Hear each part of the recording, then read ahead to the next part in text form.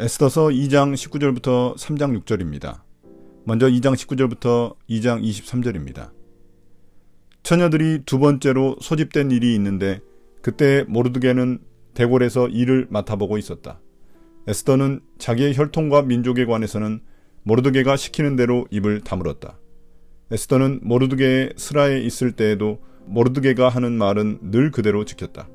모르드게가 대궐문에서 근무하고 있을 때에 문을 지키는 왕의 두 넷이 빅단과 데레스가 원한을 품고 아하수에로 왕을 죽이려는 음모를 꾸몄다.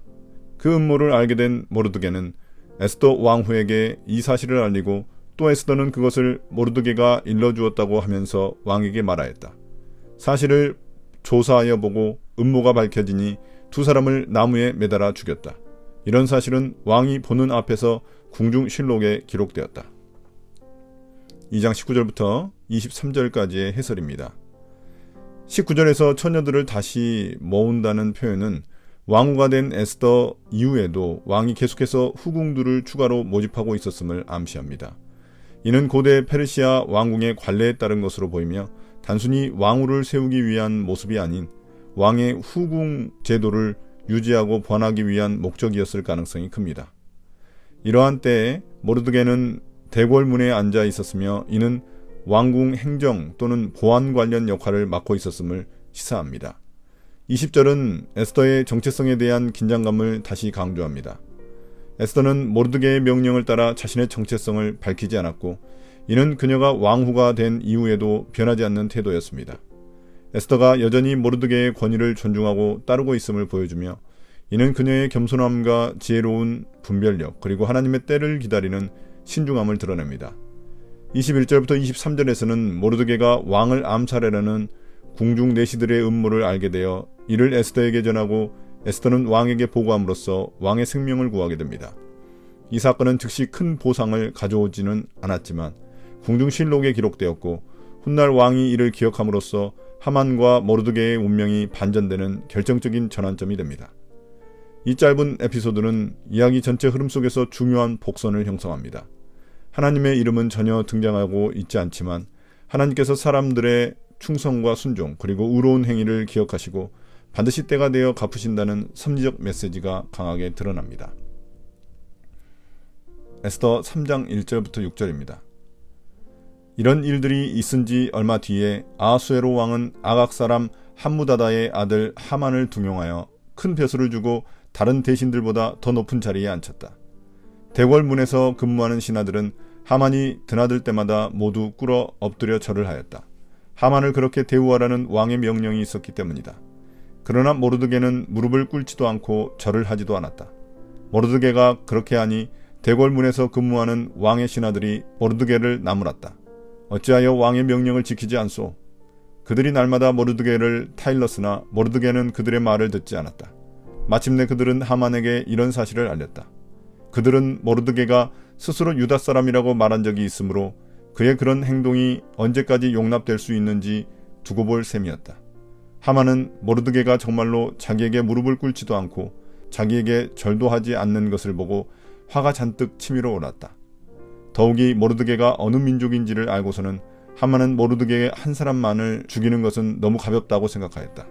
하만은 아하수에로가 다스리는 온 나라에서 모르드게와 같은 결의인 유다 사람들을 모두 없앨 방법을 찾았다. 3장 1절부터 6절까지의 해설입니다. 에스더 3장에서는 모르드게와 대척점에 서게 되는 인물 하만이 처음으로 등장합니다.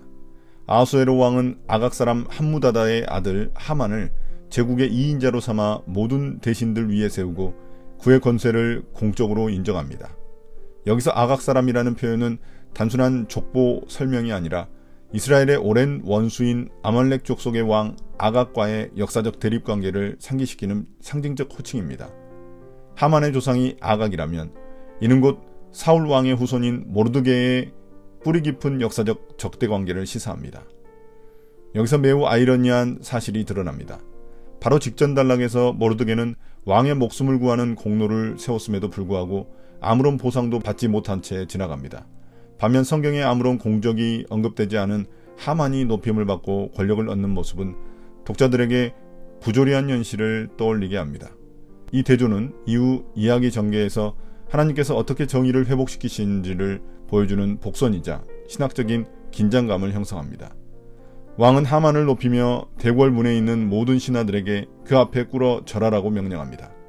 이는 고대 페르시아 궁정에서 고위 관료에게 경배적 절을 하게 했던 관례에 따른 것으로 하만의 권위를 공식화하고 강화하려는 정치적 조치였습니다.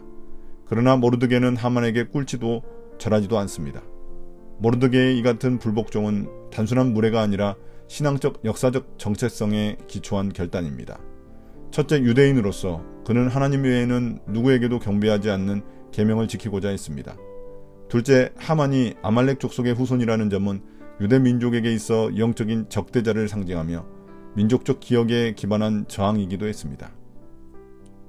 이때 다른 신하들은 모르드게에게 왕의 명령을 어기는 행위에 대해 따지고 반복적으로 경고하지만 그는 끝까지 굴복하지 않습니다. 결국 그들은 하만에게 이 사실을 알리며 모르드게가 유대인이라는 점을 강조합니다. 이는 단순한 불복종의 문제가 아니라 민족적 정체성과 신앙의 문제로 확대되도록 만든 것입니다. 하만은 처음에는 모르드게 개인에게만 분노하지만 그가 유대인이라는 사실을 안 순간 그의 분노는 한 사람을 향한 것을 넘어 모든 유대 민족에 대한 증오와 말살 계획으로 비화됩니다. 그는 모르드게만 죽이는 것으로 만족하지 않고 제국 전체에 흩어져 사는 모든 유다인을 없애려는 광범위한 음모를 꾸밉니다. 이는 훗날 불임절의 배경이 되는 집단 학살 위협의 시발점이 됩니다. 오늘의 묵상입니다. 모르드게는 왕의 생명을 구하는 중대한 공로를 세웠지만 즉시 보상받지 못했습니다. 반면 아무런 공적도 없는 하만은 오히려 높임을 받습니다. 또한 모르드게는 자신의 신앙과 민족적 정체성을 지키기 위해 절을 거부하지만 그 결과는 칭찬이 아니라 오히려 미움과 불이익이었습니다. 이러한 장면은 오늘날 우리에게도 익숙한 현실을 반영합니다. 세상은 종종 정의롭지 않고 선한 행동이 즉시 보상받지 않으며 신앙을 지키는 이들이 오히려 손해를 보는 것처럼 보일 때가 많습니다. 그러나 오늘 말씀은 그 불공정함이 하나님의 무관심 때문이 아니라 그분의 때를 위한 준비임을 암시합니다. 하나님은 인간의 시간표에 따라 급히 응답하지 않으시지만 결코 잊지 않으시는 분이십니다. 모르드게의 충성과 믿음이 훗날 하나님의 섭리 안에서 기억되고 보상받았듯이 우리의 신실함도 반드시 하나님의 때에 열매 맺게 될 것입니다.